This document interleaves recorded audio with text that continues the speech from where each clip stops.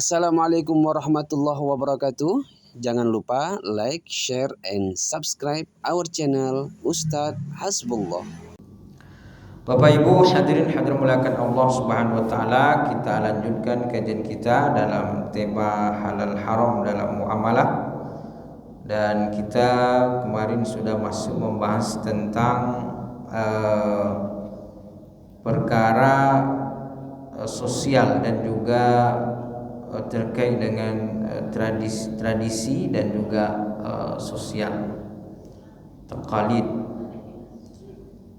Nah, kita melihat dari sisi bahwa Nabi Sallallahu Alaihi Wasallam ketika beliau diutus oleh Allah itu banyak perkara sosial atau tradisi yang dihapus oleh Allah Subhanahu Wa Taala. Meskipun penghapusannya ini secara bertahap, tidak sekaligus, karena memang metode dakwah Nabi dan juga dakwah Islam itu adalah bitadrij, dengan metode bertahap, tidak sekaligus. Karena kalau sekaligus nanti orang lari. Walau kunta fadwan ghalidhal qalbi lam faddu min haulik. Kalau terlalu ekstrim dia merubah, maka nanti orang akan menjadi lari. Nabi tidak ekstrim saja merubah, orang banyak yang menentang. Maka Nabi diajarkan bitadrij, metode bertahap. Maka ada beberapa tradisi yang secara perlahan dihapus oleh Nabi Sallallahu Alaihi Wasallam. Yang pertama kita sebutkan adalah kemusyrikan. Jadi memang kemusyrikan itu sudah merajalela ketika itu, bahwa bagaimana patung disembah, pohon disembah, bahkan mereka menyembah makanan. Nanti beribadah capek, lelah, lapar, Tuhannya dimakan. Jadi Tuhannya bisa dimakan. Begitu juga khurafat. Mereka suka membuat-buat sesuatu seperti disebutkan di Allah di dalam Al-Quran, hurrimat alaikumul maita wad dama wa lahmul khinzir wa ma uhilla li ghairillahi bihi. Di antara yang diharamkan itu adalah makan bangkai diharamkan, darah, kemudian menyembelih selain untuk Allah, menusuk. Maka mereka juga di antara kebiasaan atau tradisi yang dihapus oleh Allah yaitu adalah menyembelih hewan yang tidak diperuntukkan untuk Allah Subhanahu wa taala, tapi mereka peruntukkan untuk tuhan-tuhan atau berhala mereka. Maka bismillah Allata wal Uzza, dengan nama Lata dan Uzza. Karena itu nama berhala mereka, nama Tuhan mereka. Begitu juga wal azlam. Azlam ini adalah mengundi nasib. Jadi nasib mereka itu mereka tidak pasrahkan kepada Allah, tapi mereka mengundi dengan cara disebutkan bahwa kalau mereka ingin melakukan perbuatan, melakukan sesuatu, maka mereka mengambil 3 anak panah. Satu ditulisi dengan iya, satu ditulisi dengan tidak, dan satu lagi dikosongkan. Jadi 3 anak panah ini nanti dimasukkan ke dalam Ka'bah, diacak 3 anak panah itu. Nanti diambil salah satunya. Kalau iya, berarti mereka melaksanakan. Kalau terambil tidak, berarti mereka tidak jadi. Kalau yang terambil itu yang kosong, tidak ada tulisan apa-apa, maka diulang balik. Jadi begitu mereka kalau ingin melaksanakan sesuatu. Nah, kalau Islam kan yang penting perkara itu baik, halal, bermanfaat, maka bismillahi tawakkaltu ala Allah. Iza azamta fatawakkal ala Allah wa 'ala Allahi falyatawakkalul mu'minun. Jadi kalau Islam itu mengajarkan, jadi kalau kita punya hajat, punya keinginan, kemudian sesuai dengan syariat, halal dia, baik dia, bermanfaat, maka bismillah. Jadi tidak ada kaitannya dengan nanti kalau ini bisa celaka, kalau ini bisa ini, nanti kalau mulai hari ini nanti bisa ini. Itu tidak ada dalam Islam. Maka Nabi mengatakan la tirata wala adwa. Tidak ada istilah itu sial dari benda ini, sial karena hari ini, sial karena bulan ini. Ini karena gara-gara hari inilah saya sial nih. Tidak ada istilah. Masa gara-gara hari kita sial? Justru hari itu adalah hari-hari yang berkah, yang bermanfaat, yang diberikan oleh Allah Subhanahu wa taala. Jadi kita jangan membatasi kebaikan itu dengan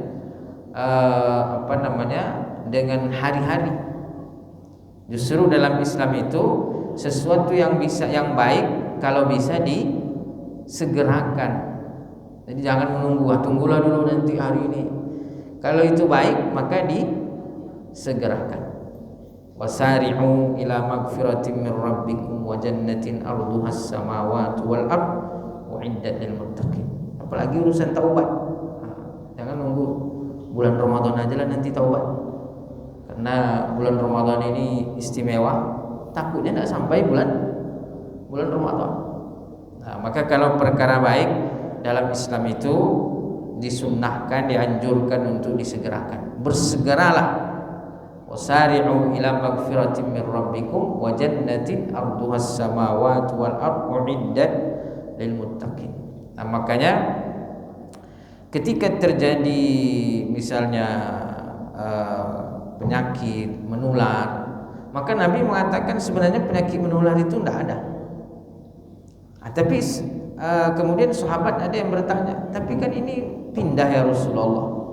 Kata Nabi SAW, semua itu terjadi atas izin Allah.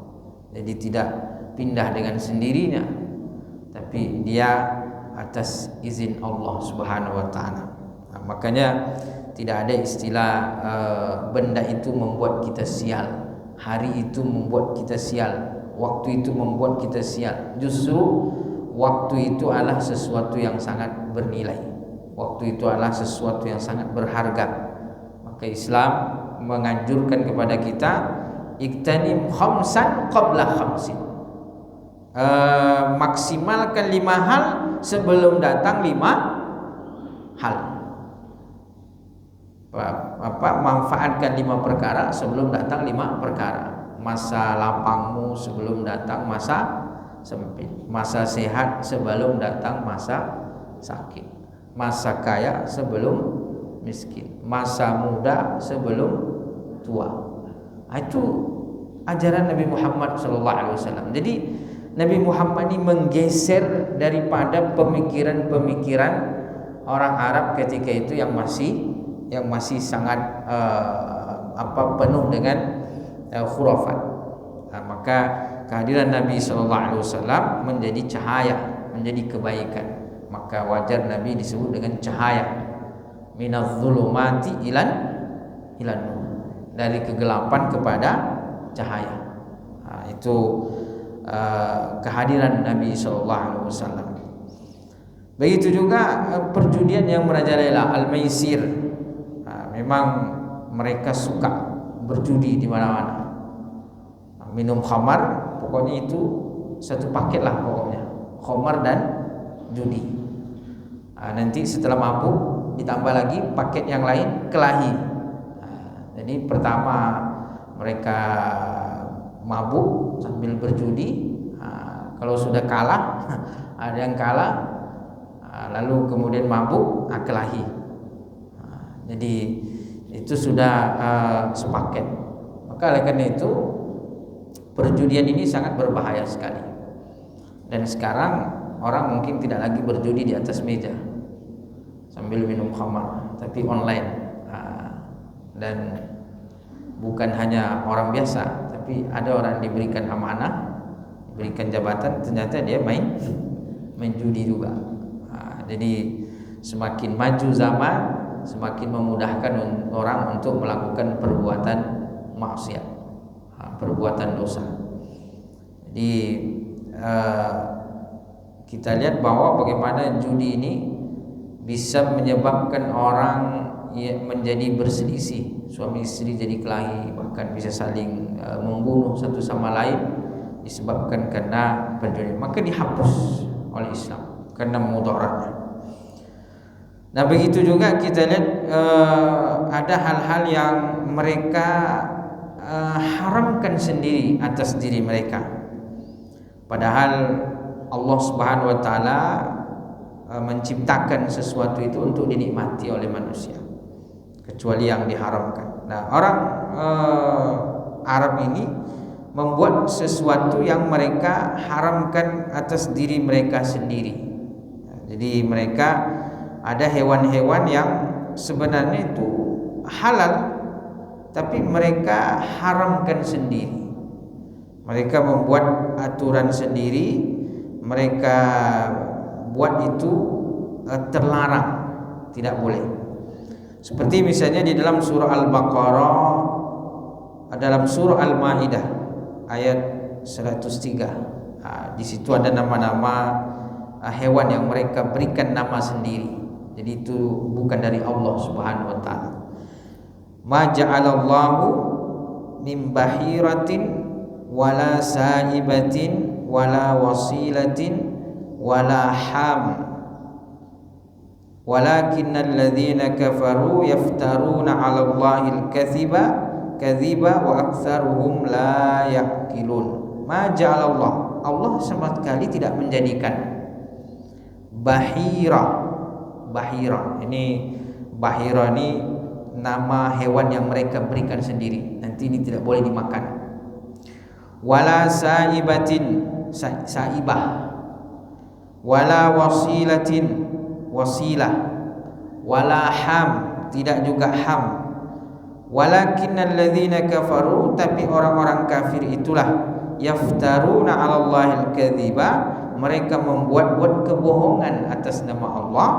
Wa aktsaruhum la yaqilun, sebagian besar mereka itu tidak berakal. Maka kalau kita lihat ini Bapak Ibu bahwa hewan-hewan tadi itu seperti bahira, kalau disebutkan penjelasannya, bahira itu adalah hewan unta yang sudah berumur 5 tahun. Fa in kana al-khamisu untha syaqau udhunaha. Unta yang melahirkan 5 anak, bahira melahirkan 5 anak, dan kalau anak terakhir itu adalah betina, maka telinganya itu dikoyak, kemudian diharamkan untuk perempuan. Jadi mereka buat sendiri itu.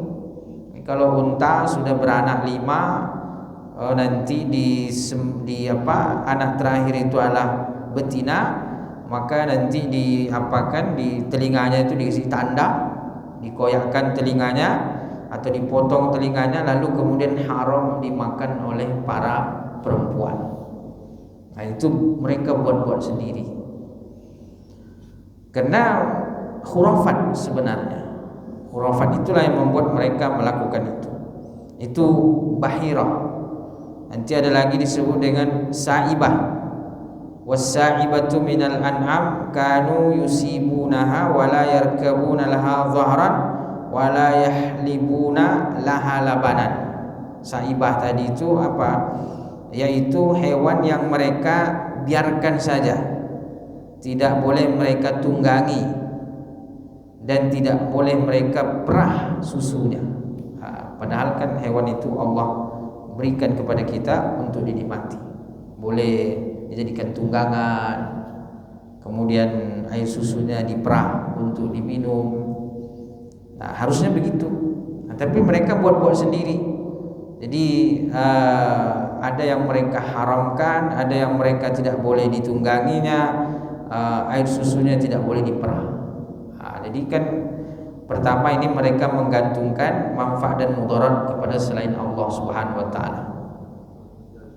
Jadi membuat sendiri aturan itu, bukan dari Allah. Padahal selagi hewan itu halal, maka boleh dinikmati. Mungkin ketika Allah Subhanahu wa taala mensyariatkan kurban, maka itu berlanjut tidak hanya untuk Nabi Ibrahim tapi juga untuk Nabi Muhammad sallallahu alaihi wasallam. Makanya kan Allah mengatakan bahwa daging-daging kurban itu untuk kalian nikmati. Karena mereka ada yang mengharamkan unta, ada jenis yang diharamkan. Sapi ada jenis yang diharamkan. Kambing, domba ada jenis yang diharamkan sendiri oleh mereka. Allah Subhanahu wa taala mengatakan itu halal dinikmati. Jadi mereka sendiri yang membuat-buat. Jadi membuat aturan sendiri. Maka oleh karena itu Allah Subhanahu wa taala membantah bahwa hewan-hewan itu dijadikan sebagai tunggangan, air susunya diperah untuk diminum, kemudian daging-dagingnya untuk dinikmati. Maka bahkan kemudian Allah Subhanahu wa taala menjadikan Idul Adha itu adalah sebagai nikmat untuk kita menyembelihnya. Inna a'tainakal kautsar fasholli li rabbika wanhar. Sungguh kami memberikan kepadamu nikmat yang banyak, maka salatlah. Salat di situ salat Idul Adha. Setelah salat wanhar, lakukan penyembelihan. Disembelih di situ apa? Hewan-hewan itu. Jadi membantah bahwa ada hewan tidak boleh disembelih, ini tidak boleh dimakan, dibantah oleh Allah bahwa sembelih, makan, bahkan diharamkan untuk berpuasa. Jangan puasa, makan. Hari itu kerjanya makan. Tapi jangan kebanyakan pula. Memang hari makan, tapi tetap sederhana. Karena segala sesuatu yang berlebihan nanti bisa merusak. Tapi bahwa hewan kurban itu adalah hidangan dari Allah Subhanahu wa taala. Makanya hari ke-10, 11, 12, 13. Berapa itu? 4 hari. Haram hukumnya berpuasa. Tidak boleh. Bahkan kata para ulama, kalau ada yang bernazar, saya mau puasa 1 tahun, maka 4 hari itu tidak masuk. Termasuk Idul Fitrinya juga tidak masuk sehari. Berarti kalau dia bernazar untuk puasa setahun, kata para ulama 5 hari tidak masuk. Berarti kalau 360 hari, berarti hanya dihitung 355 hari. Kenapa? Karena hari itu diharamkan berpuasa. Itu walaupun orang nazar. Karena bernazar terhadap sesuatu yang haram kan tidak boleh. Maka hari ke-10, 11, 12, 13. Ini 4 hari boleh menyembelih. Ini 4 hari ini boleh menyembelih. Walaupun biasanya kita menyembelih hari pertama, tapi sebenarnya sampai hari ke-13. Karena itu masa-masa pelaksanaan ibadah haji. Ibadah haji ini kan 8, 9, 10, 11, 12, 13. Haji itu sebenarnya 5 hari. Cuman kenapa kita 40 hari menyenangkan Bapak Ibu biar jalan-jalan, biar sholat ke Madinah, biar bisa lebih banyak sholat di Masjidil Haram. Kemudian juga pengaturannya, kalau pelaksanaannya sebenarnya cuma 5 hari saja. Makanya kalau kita diizinkan sebenarnya bisa tuh, kalau ada uang hari ke-8 terbang sampai sana, selesai hari 13 pulang lagi, bisa tuh. Cuman disunahkan juga menziarahi kota Nabi Muhammad SAW, yaitu Al-Madinatul Munawwarah. Disunahkan berziarah. Orang yang pergi umrah, pergi haji, disunahkan untuk berziarah ke makam Rasulullah SAW. Mudah-mudahan kita direzekikan untuk bisa selalu pulang ke tanah haram, selalu sholat di Masjidil Haram, selalu sholat di Masjid Nabawi. Amin ya rabbal alamin. Bapak Ibu menggunakan Allah Subhanahu wa taala. Jadi hari-hari itu adalah hari-hari di mana Allah perintahkan untuk menikmati hidangan-hidangan itu. Jadi hari ke-10, 11, 12, 13 itu boleh menyembelih. Ini nanti ini kemungkinan kita ininya Idul Adha-nya itu adalah hari Jumat tanggal 6. Kemungkinan sesuai kalender, tapi nanti tentu diisbat, sidang isbat ditentukan. Tapi kalau kita melihat sesuai kalender, maka Idul Adha itu jatuh pada hari Jumat tanggal 6. Nah, itu nanti berarti kita harus hitung mundur nih 10. Kapan 1 Zulhijjah? Kalau 6 tanggal 6 Idul Adha, berarti 1 Zulhijjah itu adalah hari Rabu tanggal 28. Apa konsekuensi hukum di situ Bapak Ibu? Bagi yang berkurban disunahkan sejak hari Rabu itu tidak potong rambut, tidak potong bulu-bulu di badan, dan tidak memotong kuku. Dua itu yang dilarang dipotong. Potong rambut sama potong kuku. Yang lain-lain silahkan tetap boleh dipotong. Apa itu Pak? Ya, sejak leher telinga. Jadi yang disunahkan tidak dipotong itu adalah kuku dan rambut. Yang lain silahkan. Kenapa kuku dan rambut ini disunahkan tidak dipotong? Ini sunnah menurut mazhab Syafi'i. Tapi bagi yang mau potong boleh.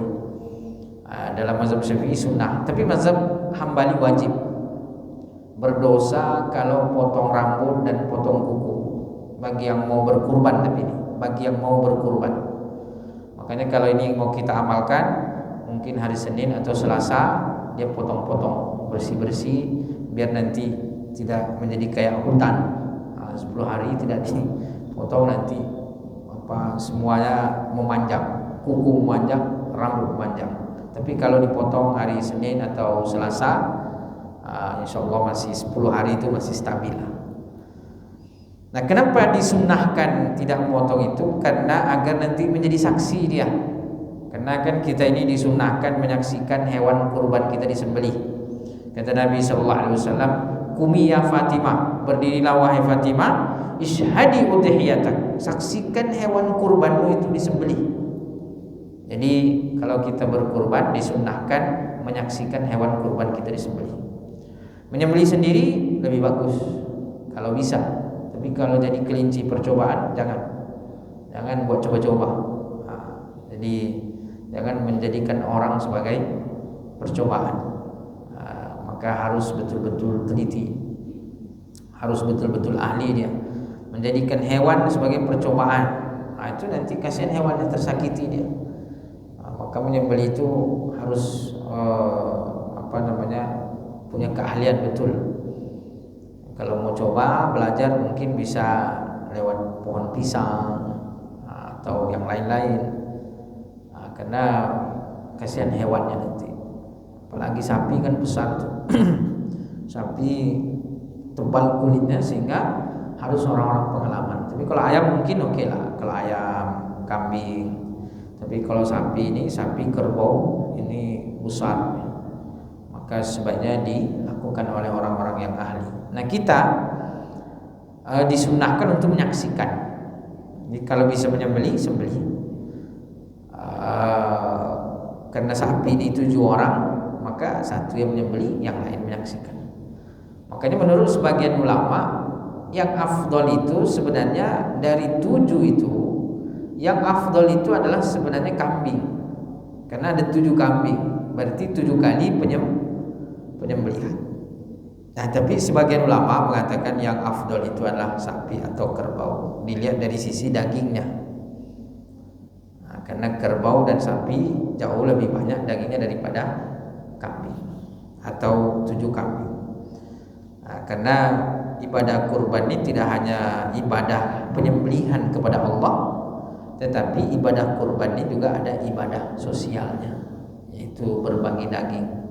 Makanya dianjurkan untuk memilih daging kurban atau hewan yang dagingnya banyak, yang gemuk, yang besar, yang sehat. Makanya Nabi menyembelih 2 kambing gemuk, putih bersih dan bertanduk. Karena salah satu yang menjadi tujuan pengorbanan itu adalah dagingnya. Maka kita disunahkan untuk menyaksikan. Nah, yang menyaksikan itu Bapak Ibu tidak hanya mata kita, tapi yang menyaksikan adalah seluruh anggota badan kita, dari ujung rambut sampai ujung kaki. Itu semua menjadi saksi. Maka nanti di akhirat persaksian lisan ditutup oleh Allah. Al-yawma nakhtimu ala afwahihim wa tukallimuna aydihim wa tashhadu arjuluhum bima kanu yaksibun. Pada hari itu kami tutup mulut mereka, yang bersaksi adalah tangan dan kaki. Maka kuku nanti itulah menjadi saksi. Oh, ini si fulan ini melakukan ibadah kurban, saya saksikan. Tangan, rambut itu yang menjadi saksi nanti. Kalau di akhirat mulut di dunia mungkin dia jago bersilah lidah, di akhirat tidak bisa bersilah lidah lagi.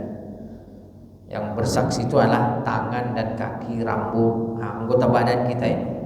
Makanya disunahkan untuk menyaksikan hewan kurban itu, agar seluruh anggota badan kita ini bersaksi. Maka kuku jangan dipotong, rambut jangan dipotong, agar menyaksikan daripada perbuatan baik tadi.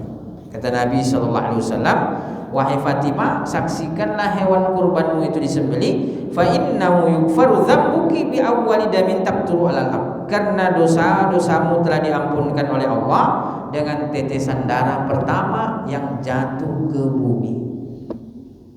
Jadi tetesan pertama darah itu jatuh ke bumi, dosa-dosa kita diampunkan oleh Allah Subhanahu wa taala. Dan itu kalau kita lihat, kita merasakan, karena kita menyaksikan darah itu jatuh ke bumi. Maka di saat itu kata Nabi, dosa-dosa kita diampunkan oleh Allah Subhanahu wa taala. Jadi ada penghayatan. Yang menghayati itu tidak hanya mata kita, tapi juga seluruh yang ada di anggota badan kita. Itu menghayati daripada ibadah kurban tadi itu. Tapi kalau nanti ini, kalau hari Jumat, ya hari Sabtu barangkali ya. Karena kalau hari Jumat kan singkat, mau sholat Jumat. Walaupun menurut sebagian ulama, kalau sudah sholat Idul Fitri, sholat Jumat sunnah. Tapi sholat zuhur tetap wajib. Menurut mazhab Hambali, kalau sudah sholat Idul Adha, ikut sholat sunnahnya, ikut khutbahnya, maka sholat Jumat menjadi sunnah. Itu menurut mazhab Hambali. Tapi menurut mayoritas ulama tidak, tetap wajib. Jadi sholat Idul Adha wajib, sholat Jumat wajib juga. Ini menurut mazhab Imam Syafi'i. Jadi sebaiknya mungkin kalau banyak hewannya hari Sabtu saja. Tapi kalau beli kambing sendiri, potong sendiri, kuliti sendiri, masak sendiri, makannya bagi-bagi, jangan sendiri. Karena kurban itu berbagi. Itu mungkin sempat aja. Karena kan kambing paling sejam 2 jam selesai untuk mendapatkan keutamaannya. Memang boleh 10, 11, 12, 13, 4 hari, tapi kan disegerakan lebih bagus. Tapi masih boleh itu hari ke-11, 12, 13, 14. Itu hari-hari pelaksanaan haji. Dan kemudian di saat itu kita disunahkan untuk memperbanyak takbir. Makanya setiap setelah sholat bertakbir, setiap setelah sholat bertakbir. Itu takbir yang dilaksanakan di Idul Adha. Beda dengan Idul Fitri. Idul Fitri selesai sholat Idul Fitri, selesai takbirnya. Tapi Idul Adha mulai dari hari ke-9. Sebenarnya mulai hari ke-9 setelah sholat subuh. Kita biasanya setelah maghrib hari ke-9. Sebenarnya sunnahnya dalam mazhab Syafi'i itu dimulai hari ke-9 setelah sholat subuh. Jadi hari Arafah itu, hari Arafah kan sunnah berpuasa, mengampunkan 1 tahun dosa yang berlalu dan 1 tahun yang akan datang, 2 tahun. Hari Arafah. Kalau hari Asyura 1 tahun yang berlalu. Kalau hari Arafah 2 tahun. Kenapa hari Arafah 2 tahun? Karena hari Arafah itu adalah untuk Nabi Muhammad SAW. Hari Asyura untuk Nabi Musa. Makanya hari Arafah 2 tahun, Asyura 1 tahun. untuk menunjukkan kemuliaan baginda Rasulullah SAW. Tentu semua mulia, Nabi mulia, hari-hari mulia, tapi Nabi Muhammad memiliki keistimewaan. Nah, sebenarnya dari sholat subuh hari 9 itu sudah disunahkan untuk bertakbir. Hari ke-9. Nah, jadi tidak sama kalau hari Idul Fitri, betul setelah terbenam matahari akhir Ramadan. Jadi maghrib pertama Syawal itu disunahkan bertakbir. Kalau Idul Adha hari 9 setelah sholat subuh. Allahu Akbar, Allahu Akbar, Allahu Akbar. Nah, itu nanti zuhur, asar, maghrib, isya, terus sampai hari ke-13 setelah asar. Jadi bertakbirnya berapa hari? 5 hari. 9, 10, 11, 12, 13. Ini sama dengan pelaksanaan haji. Pelaksanaan haji itu 5 hari, bertakbir 5 hari. Dilarang puasa 4 hari. Pelaksanaan penyembelihan Idul Kurban 4 hari. Jadi 5 hari bertakbir, 5 hari pelaksanaan haji, 4 hari dilarang puasa, 4 hari pelaksanaan ibadah kurban, 4 hari makan daging. Kalau itu tambahan aja. Mau sehari, mau 2 hari, 3 hari, mau sebulan boleh. Dulu memang daging kurban itu dibatasi, disimpan hanya maksimal 3 hari. Tapi setelah itu kemudian dibolehkan oleh Rasulullah SAW disimpan lebih daripada 3 hari. Itu ibadah-ibadah yang sangat luar biasa. Maka hewan-hewan itu Allah ciptakan untuk dinikmati, kata Allah. Nah, khurafat orang-orang jahiliyah membuat karangan sendiri. Ini hewan sudah beranak 5, anak terakhir betina tidak boleh disembelih, tidak boleh dimakan. Ini khurafat.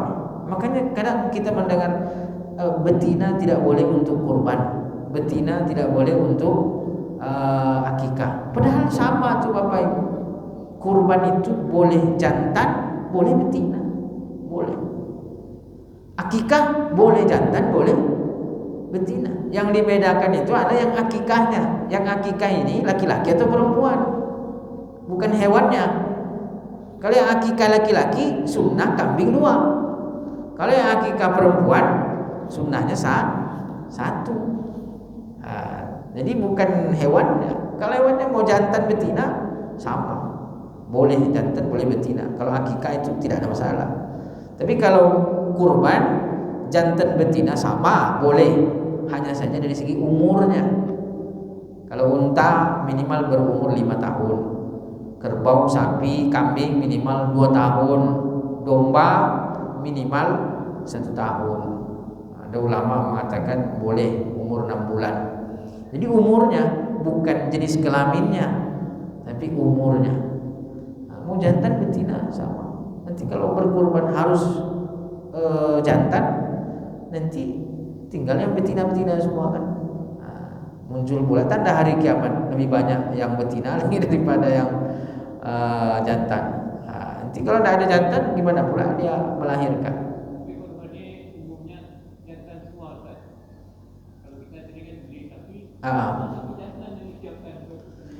Karena ada persepsi itu Pak di tengah masyarakat bahwa berkorban itu harus jantan. Jadi biasanya panitia itu request jantan gitu. Padahal sebenarnya sama, berkorban itu boleh jantan, boleh betina. Jadi sama gitu, tidak berbeda. Dan justru yang menjadi kriteria itu adalah jenis hewan, umurnya, jenis hewannya, bahwa dia harus berupa unta, harus berupa kambing, domba, sapi, kerbau. Tidak boleh selain itu. Tidak boleh kuda, tidak boleh. Kijang tidak boleh. Rusa tidak boleh. Kelinci tidak boleh. Ayam tambah tidak boleh lagi. Walaupun ada ulama mengatakan daripada tidak nyembeli kambing, nyembeli sapi, nyembeli unta, maka sembelilah ayam. Karena ada darah. Karena ada hadis Nabi mengatakan bahwa ibadah yang paling dicintai di 10 Zulhijjah itu adalah mengalirkan darah. Jadi ada ulama mengatakan ya kalaupun tidak menyembelih hewan-hewan kurban, maka sembelihlah hewan yang bisa dimakan, dinikmati. Nah, jadi Bapak Ibu yang dimuliakan Allah Subhanahu wa taala, bahwa ada khurafat-khurafat, ada tradisi-tradisi yang mana mereka buat sendiri, mereka karang-karang sendiri, itu justru menyusahkan diri mereka sendiri, membatasi daripada apa? Membatasi daripada nikmat Allah yang begitu luas. Memang khurafat itu Bapak Ibu biasanya membatasi nikmat Allah yang luas. Waktu yang begitu istimewa nanti tidak boleh ini, tidak boleh itu, tidak boleh ini, tidak boleh ini. Orang mau nikah tidak boleh. Kenapa? Waktunya tidak bagus. Akhirnya yang nikahnya udah ngebet karena waktunya tidak tepat, akhirnya berbuat maksiat. Membatasi nikmat Allah Subhanahu wa taala. Padahal sebenarnya bukan masalah bendanya, bukan masalah barangnya, bukan masalah harinya, bukan masalah waktunya. Tapi yang terpenting itu adalah kita memulai segala urusan dengan membaca bismillah. Kata Nabi sallallahu alaihi wasallam, segala urusan yang baik tidak dimulai dengan bismillah, berkahnya kurang. Di situ dia titik poin. Maka mau hari apapun, mau waktu apapun, memang ada juga riwayat-riwayat menyebutkan bahwa hari ini hari bagus, hari ini hari istimewa. Tapi bukan berarti ada hari yang sial, tidak ada. Tapi intinya semuanya baik. Yang penting segala aktivitas, segala perbuatan kita memulai dengan bismillah. Disitulah kebaikannya, disitulah keberkahannya. Dan kalau itu perkara baik, khususnya masalah kembali kepada Allah, jangan ditunda-tunda. Bersegera. Allah mengatakan fafirru ilallah, berlarilah kepada Allah. Wasari'u, bersegeralah kepada Allah. Jadi kalau untuk urusan kebaikan cepat, segera. Bahkan ada kami hafal kata mutiara, baidatul yaum khairum min dajajatil ghad. Telur hari ini lebih baik daripada ayam besok. Apa maknanya? Yang baik itu segerakan. Walaupun telur hari ini, kalau di pondok pesantren dulu gitu, telur hari ini lebih baik daripada ayam besok. Akhirnya apa? Telur terus. Karena memang filosofinya yang penting hari ini lebih baik daripada besok. Artinya apa? Menyegerakan. Jangan kita menunda-nunda. Kebaikan itu intinya disegerakan. Nah, jadi Islam datang memberikan kebaikan, memberikan nikmat yang luas. Karena khurafat itu biasanya membatasi nikmat Allah yang luas. Jadi pergerakan menjadi sempit.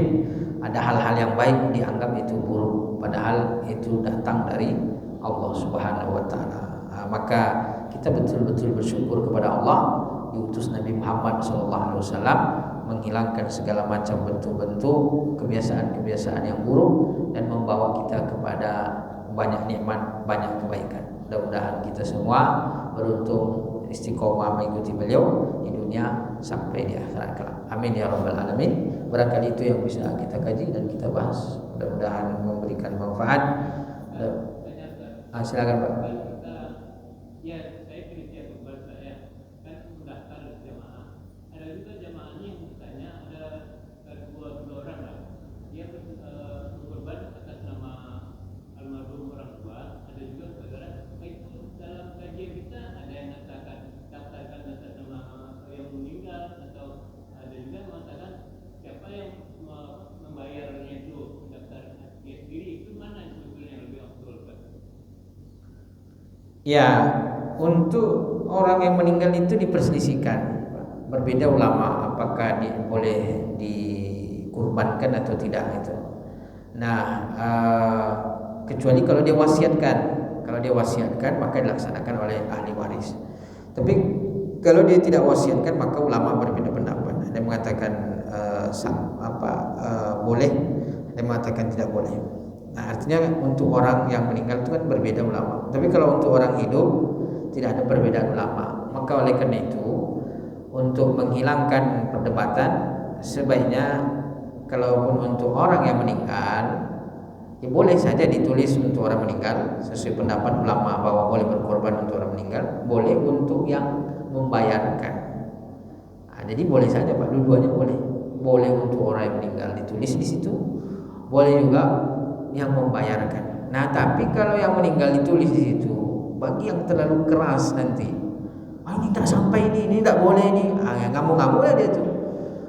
Daripada ribut-ribut Pak, mending kita yang mau berkorban untuk almarhum almarhumah niatkan di dalam hati, yang ditulis tetap nama dia. Kemarin ada juga tak tulis nama yang bayar korban, tulis juga nama orang tuanya almarhum almarhumah. Gitu kelola itu ini gitu kan.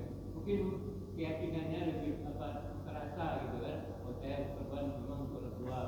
Ya boleh saja sebenarnya Pak. Tapi daripada orang berdebat-debat berapa kan, dia boleh meniatkan untuk almarhum almarhumah ditulis nama dia.